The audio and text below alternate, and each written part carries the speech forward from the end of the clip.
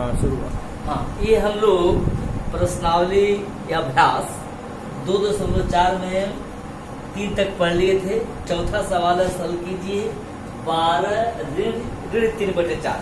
इसमें दिया गया है 6 ठो पार्ट दिया गया है, नहीं 6 पार्ट नहीं, हाँ 6 ठो पार्ट दिया गया, 6 ही दिया गया है। इसमें एक हम लगा दे रहे हैं, बकैतलो लगाना। अब ये है 12 ऋण विदिन ब्रैकेट -3/4। अब हम क्या करेंगे कि 12 का बटा कुछ नहीं है, तो हम इसको लिख देंगे ऐसे 12/1। इस कोष्ठ के पहले माइनस है, इस कोष्ठ को हटाएंगे और इसके पहले माइनस है तो माइनस माइनस गुणा करेंगे तो हो जाएगा +3/4। अब देखिए इन दोनों में 1 और 4 का हम लोग जैसे करते आए हैं कि एलसीएम लिख देंगे, यह हो जाएगा 4। 1 का इसमें भाग देंगे, 4 हो जाएगा, गुणा करेंगे तो 12 × 48 प्लस 4 × 4 3, यह हो गया 8 3 11 51/4। ये बराबर हो जाएगा 4 1 × 4 1 5, 4 दूनी 8 3 11, 12 सही 3/4 ये आंसर हो जाएगा। और इसी तरह से अन्य सवालों को हल करें। अगला प्रश्न है ये 5वां कि 6/7 में कौन सी संख्या जोड़ें कि योगफल -2/9 हो जाए। समझिए कि एक संख्या है, यानी वो कौन सी संख्या है 6/7। इसमें हमको जोड़ना है, कौन सी संख्या जोड़ें। तो जो संख्या को जोड़ने के लिए कह रहा है उस संख्या को मान लेंगे कि वह संख्या, मान लीजिए कि हम उसको x जोड़ दे रहे हैं। 5वां में 6/7 में कौन सी संख्या जोड़ें कि योगफल ये है 6/7 में कौन सी संख्या जोड़े। माना कि हम लिख लेंगे, माना कि x जोड़े,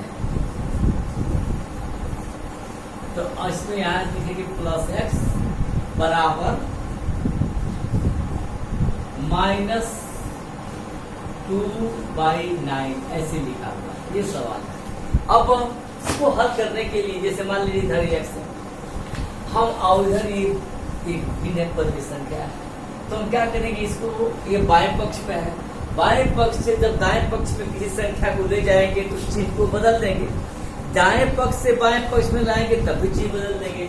इधर ये धन चिन्ह में है, धन लिखा नहीं गया है लेकिन धन चिन्ह में है, इसको इधर से बाएं से दाएं ले जाएंगे तो लिखेंगे x बराबर -2/9 -6/7 ऐसे।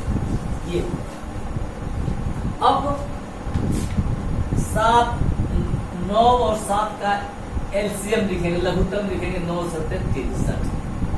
9 का भाग देंगे, 9 7 63, 7 दूनी 14 -14 ऋण 7 9 63, 9 9 6 54।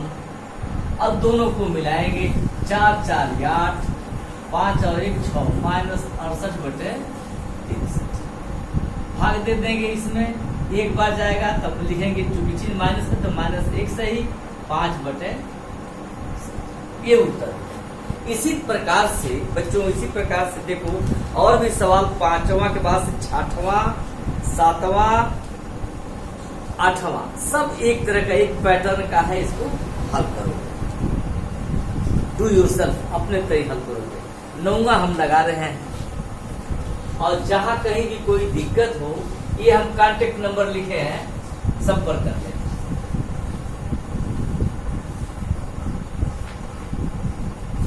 अब हम लगा रहे हैं ये सवाल, हाँ 9वां है, सरल कीजिए। 9वां है, सरल कीजिए। ये लिखा है -2/3 प्लस विदिन ब्रैकेट 7/8 प्लस -3/5। अब देखिए योग के साहचर्य नियम में तीन संख्या 1, 2, 3 है। तो क्या करें हम, एक संख्या अलग करके इन दोनों को एक में मिला लें और तब इसको इसमें जोड़ दें।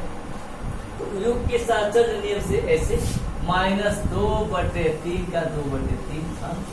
इस जो पोस्ट वाला है इसको हल कर रहे हैं। इसका 8 का 5 का एलसीएम हो जाएगा 40।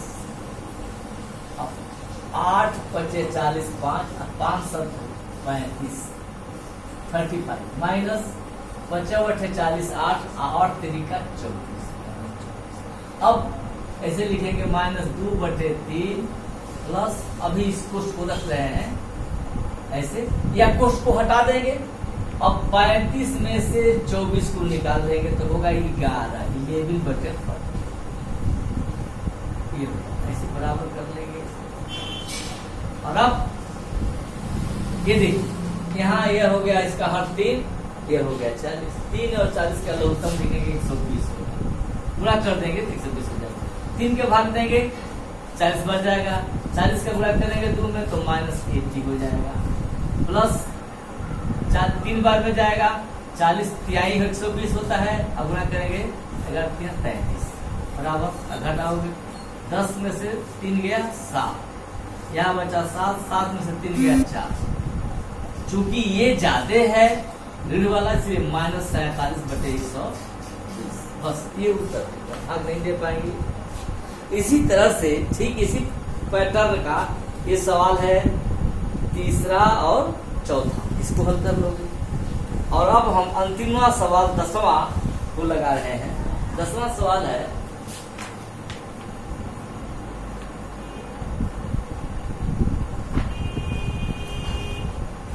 निम्नलिखित कथनों में से सही कथन पर सही ट्रिक तथा गलत कथन पर क्रॉस का चिन्ह लगाइए। पूर्णांकों का योग भी पूर्णांक होता है। 2 पूर्णांक हो, जैसे 3 और 5 है, 3 और 5 को जोड़ेंगे, 3 और 5 पूर्णांक है, जोड़ेंगे तो इसका योग आएगा 8, वो भी पूर्णांक ही होगा। ये सही है। दूसरा है P/Q तथा R/S परिमेय संख्याएं हैं तो इसका योग भी परिमेय संख्या। पहले को कह देंगे कि सही, दूसरे को कहेंगे कि ये भी सही। क्यों दूसरा सही है कि P/Q, देखिए P/Q तथा प्लस R/S, ये R/S ये परिमेय संख्या है। इसको जोड़ेंगे तो इसका भी योग जो आएगा वो मान लीजिए कि x/t आ गए, तो ये भी एक परिमेय संख्या होगी, इसलिए यह सही है। और ये तीसरा है कि 2/5 में से ऋण 2/5 घटाने पर ऋण 2/5, तो जब घटाएंगे तो देखिए यहाँ 2/5 का 2/5 हो जाएगा, और ऋण इसमें जाएगा तो धन 2/5 हो जाएगा। तो बराबर यह हो जाएगा 5 और पूरा 2 और 2 4/5 होगा। तो ये कह रहा है कि घटाने पर 0 प्राप्त होगा। ये कहेंगे गलत है, क्योंकि 0 नहीं होगा। कितना प्राप्त होगा? 4/5।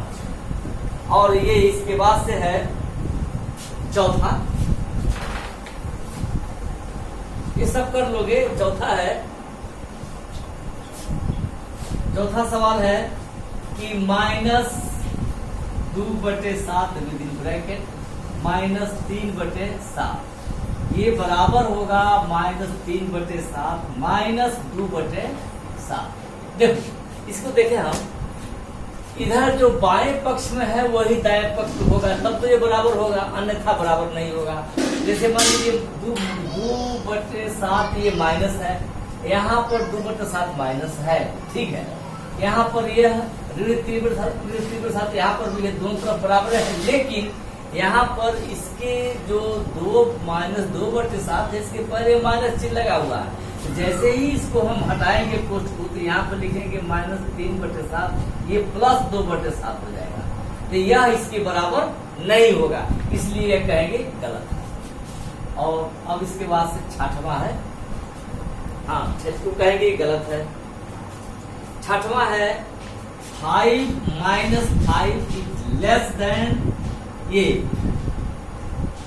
-2 12/7 बंद कर दिया है कोष्ठ -8/7। इसको हल करेंगे, हल करेंगे। हल करने के बाद देखेंगे कि इससे ये जो है 5 से छोटा है कि नहीं।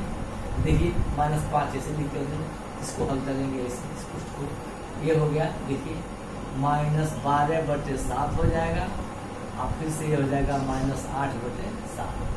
दोनों का हर एक ही है तो -5 ये इसको करेंगे तो 12 और 8 12 और 8/7। देखिए 5 माइनस ये हो जाएगा 20/7। देखिए ये संख्या जो आएगी क्या आएगी कि अगर जिसमें हम भाग देंगे तो 7 3 का 21 3 बार भी नहीं जाएगा, 3 से भी कम हो जाएगा। 7 दूनी 14 यानी यह हो जाएगा -5 7 3 का 21 7 दूनी 14 24। ये हो, ये देखिए ये संख्या कहेंगे। ये संख्या क्या है कि ये संख्या बड़ी है और ये संख्या छोटी, इसलिए कहेंगे कि जब यह संख्या बड़ी है यह संख्या छोटी है तो यह -5 इस संख्या से छोटी होगी, कहेंगे सही। और अंतिम है 7। अंतिमवा है कि 3/5 में से 1/5 घटाने पर शून्य मान होगा। 3/5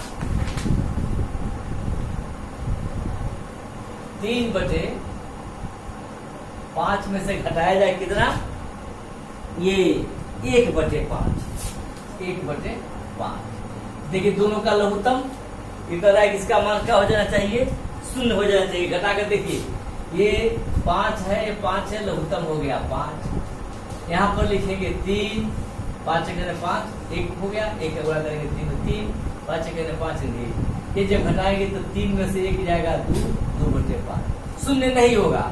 तो ये जो कहेंगे इसको कहेंगे कि यह जो है क्या है, गलत है। ये जो है गलत है, 0 इसमें से जब इसको घटाएंगे तो 0 नहीं होगा बल्कि 2/5 होगा, कहेंगे ये गलत है। बस बाकी अब हम लोग पढ़ेंगे परिमेय संख्याओं की गुणा।